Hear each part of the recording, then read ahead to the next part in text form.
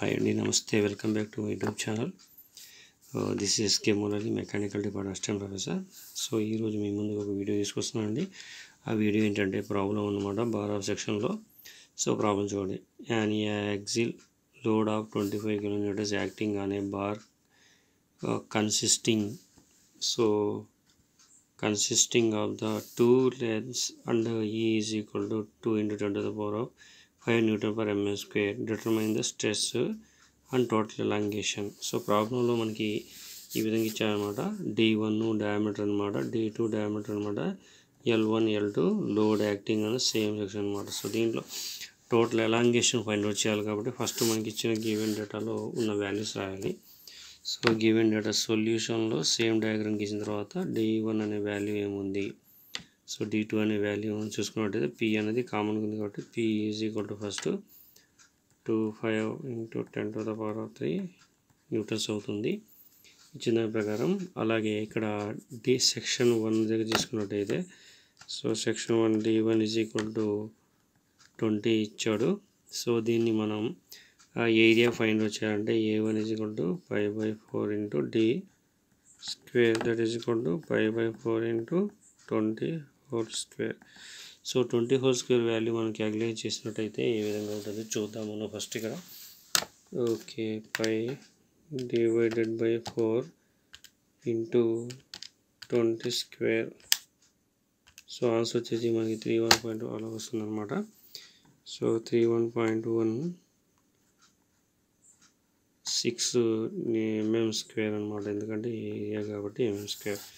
So అలాగే section D1 కనుక్కున్నాం, D2 కనుక్కున్నాం, సో ఏరియా 1 కనుక్కున్నాం అన్నమాట. అలాగే సెక్షన్ 2 దగ్గర తీసుకున్నట్టయితే D2 is equal to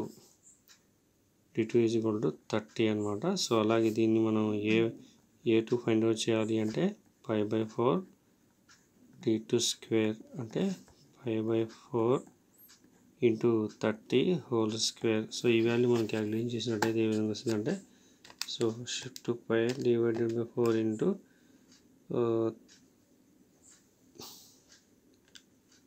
30 whole square. So దీనికి వచ్చే వాల్యూ ఏంటంటే మనకి 706.85 వస్తుంది అనమాట. దీన్ని ఇక్కడ రాద్దాం, 706.85 mm స్క్వేర్. సో అలాగే ఇక్కడ దీనికి D1 వచ్చింది, D2 వచ్చింది. సో మనకి ఫస్ట్ సెక్షన్ 1 దగ్గర సిగ్మా ఫైండ్ అవుట్ చేయాలన్నమాట. So at one section first section sigma 1 is equal to load by area 1 అంటే లోడ్ అంటే A1 అంటే ఏరియా 1 అనమాట, డయామీటర్ నుంచి. సో ఇక్కడ లోడ్ వాల్యూ వచ్చేసి 25 into 10 to the power of 3 divided by A1 value వచ్చేసి 31.15. So ఇక్కడ మనకి సిగ్మా 1 వస్తుంది అనమాట. ఆ సిగ్మా 1 అనేది ఎలా ఫైండ్ అవుట్ చేస్తామంటే 25 into 10 to the power of 3 divided by 314.15.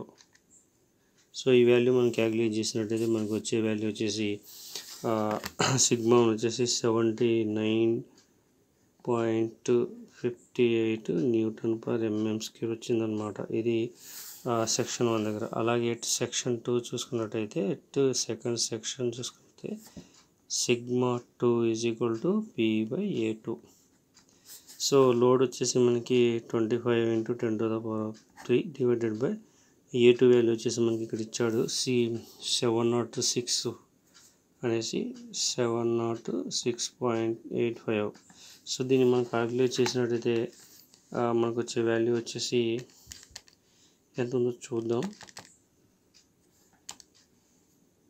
2 into 10 to the power of 3 divided by 706.85. So ఈ వాల్యూ వేస్తే మనకి సిగ్మా 2 ఈజ్ ఈక్వల్ టు 35.36 వచ్చిందనమాట. సో ఇక్కడ sigma 2 35.36 newtons per mm square. So section sigma 1 వచ్చింది, sigma 2 వచ్చింది. So మనకి ఇక్కడ కావాల్సింది ఎలాంగేషన్ ఎట్లా అవుతుంది అనేది సో ఇక్కడ delta L1 is equal to sigma 1 L1 by ఈ. సో దీన్ని సిగ్మా 1 ప్లేస్లో P1 అనేది P అనేది కూడా మనం రాసుకోవచ్చు అనమాట. లేదంటే సిగ్మా 1 వాల్యూ డైరెక్ట్గా ఉంది కాబట్టి ఆ సిగ్మా 1 వాల్యూ మనం డైరెక్ట్గా వేసుకోవచ్చు అనమాట. సిగ్మా 1 వాల్యూ డైరెక్ట్గా వేసుకుంటే మనకు వచ్చే వాల్యూ ఎలా వస్తుందో చూద్దాం. సో సిగ్మా 1 L1 బై ఈ అనమాట. సో దీనికి వచ్చేసి మన సిగ్మా 1 వచ్చేసి 79.58 ఇంటూ ఇక్కడ L1 వాల్యూ ఎంత ఉందో చూసుకోవాలి. First L1 value is equal to 200 అనమాట. సో 200 డివైడెడ్ బై ఇక్కడ ఈ వాల్యూ ఉందన్నమాట. So 2 into 10⁵. సో దీన్ని ఫైండ్ అవుట్ చేసినట్టే డెల్టా L1 వస్తుంది అనమాట. ఆ డెల్టా L1 ఎలా ఫైండ్ అవుట్ చేస్తాం మనకు చూపిద్దాం, ఇక్కడ క్లాస్ చేద్దాం.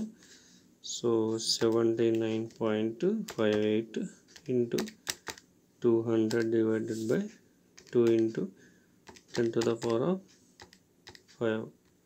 సో ఈ వాల్యూ మనం క్యాలిక్యులేట్ చేసినట్టే మనకి వచ్చిన వాల్యూ వచ్చేసి 0.079 వస్తుంది అనమాట. సో ఇక్కడ 0.079 mm. సో ఇది వచ్చేసి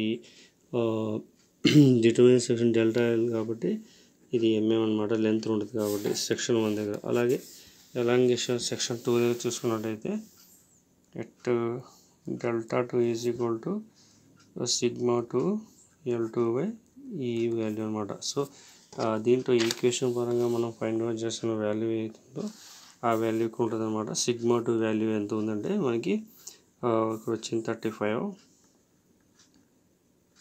35.36 divided by L value into 10⁵ into L2 value length వచ్చేసి 250. సో దీన్ని మనం క్యాలిక్యులేషన్ చేసినట్టు మనకు వచ్చే వాల్యూ వచ్చేసి ఏ విధంగా వస్తుందో లేదో చూద్దాం మనకు.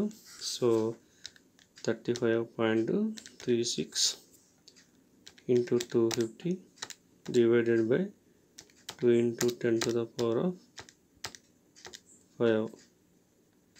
సో ఇక్కడ 0.044 mm వచ్చిందనమాట. ఇది దీని యొక్క వాల్యూ 0.044 mm వచ్చిందనమాట. సో మనకు కావాల్సిన వాల్యూ ఏంటంటే టోటల్ ఎలాంగేషన్ కావాలి. So total elongation is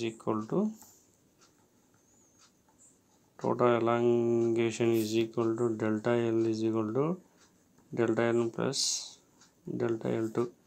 so ఈ వాల్యూ మనం క్యాలిక్యులేట్ చేయాలంటే మనకి ఇక్కడ ఫార్ములా ఉంటుంది అనమాట. డైరెక్ట్గా వచ్చిన వాల్యూ ఏదైతే ఉందో ఈ వాల్యూ 0 ఇది డెల్టా 1 ప్లస్ డెల్టా 2 అనమాట. డెల్టా 1 వాల్యూ వచ్చేసి 0.079 ప్లస్ 0.044. సో డెల్టా 1 దీన్ని క్యాలిక్యులేట్ చేసినట్టయితే మనకి ఎంత వాల్యూ వస్తుందంటే చూద్దాం ఇక్కడ. So 0.079 plus 0.044. సో మనకు ఆన్సర్ వచ్చేసి 0.13 వచ్చింది అనమాట. సో టోటల్గా ఎంత ఎలాంగేషన్ అయిందన్నమాట 0.123 అనమాట వాల్యూ. సో ఇది మనకి total elongation delta L value అనమాట. సో ఇది ఈ విధంగా మనం ప్రాబ్లం చేస్తాం అనమాట దీంట్లో. సో నెక్స్ట్ వీడియోలో దీంతో పాటు ఇంకో ప్రాబ్లం చెప్తానండి. సో ఈ ప్రాసెస్ మీకు నచ్చినట్లయితే లైక్ చేయండి, కామెంట్ చేయండి, సబ్స్క్రైబ్ చేయడం మాత్రం మర్చిపోకండి. Thank you.